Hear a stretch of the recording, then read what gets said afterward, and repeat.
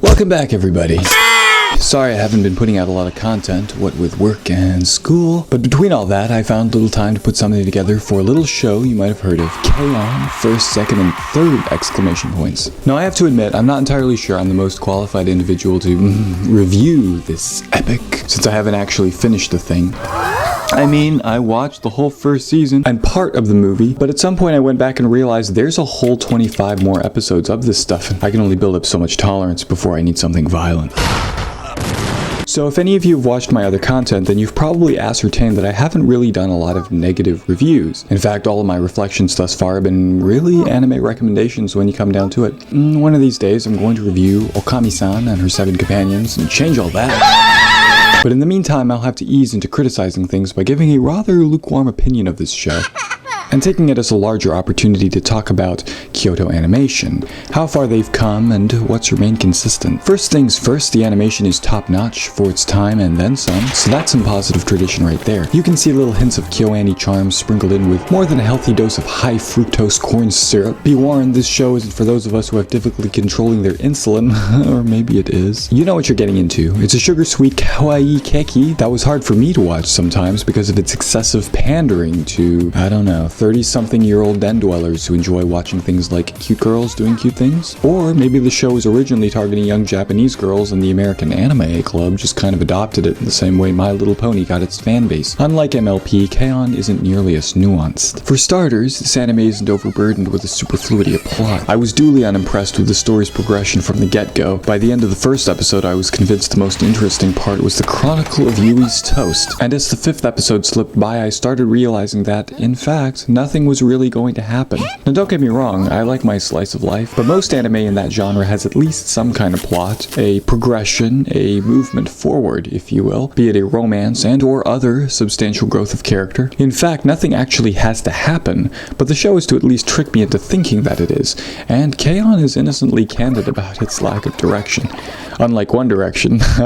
And it's hard for me to get into something like that. Just finishing the first season was drudgery, and I was later revisited by this feeling when I started, and bless my soul, finished Hyoka, which belongs in the same convent of plot unsubstantiability with this series. Unlike K-On! Though, Hyoka had far better animation and much better written and interesting expressive characters. And this is, I think, my biggest problem with the show. The characters lack any substantial character. They have personalities, one each specifically, brash, shy, the one who only looks retarded, and the one who is. Side note, Hotaro is an awesome character. Just put him in a more interesting series where he can solve a murder. A real one.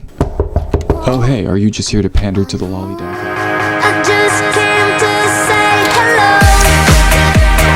No, the cast are moe blobs on a level of simplicity that negates a blob's three-dimensional impression. They're flat, is what I'm trying to say. However, what can be seen are elements of the studio's more recent and better works, making first appearances. In K-On!, the detail and clutter of the environments and an element of dynamics in the character movement is appreciated. Unfortunately, coming off their more recent and better shows makes me view the whole thing as a more amateurish version of their better work, which it is. And you might say it isn't fair to judge as such, and I would respond, you're absolutely right, and Life's not fair.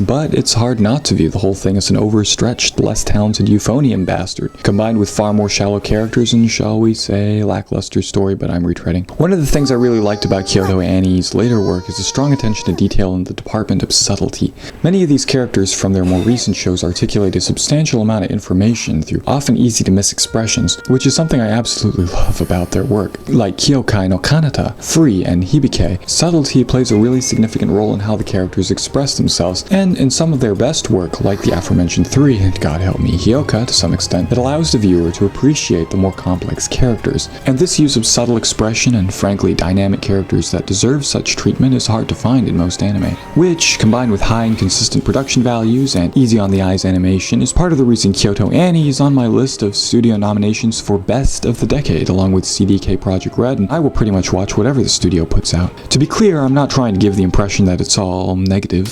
The opening is catchy and fun and awkward later, but God knows it's one of the few times they actually play anything. The first ending is really good too. I like the music.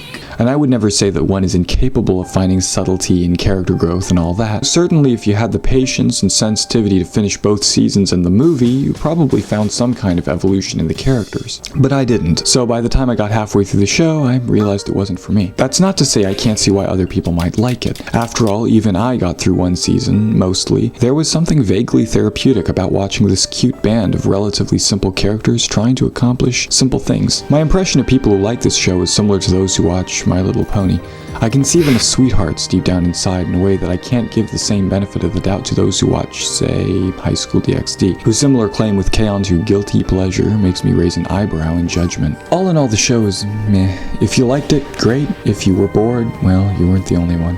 It's an important show for my favorite studio, helping to further establish Kyoto animation on the map and setting the stage for many of my beloved shows. Plus, it's nicely animated and visually holds up decently, but in the words of a great man, you're not gonna remember it in T-1 day. Yeah, already forgot.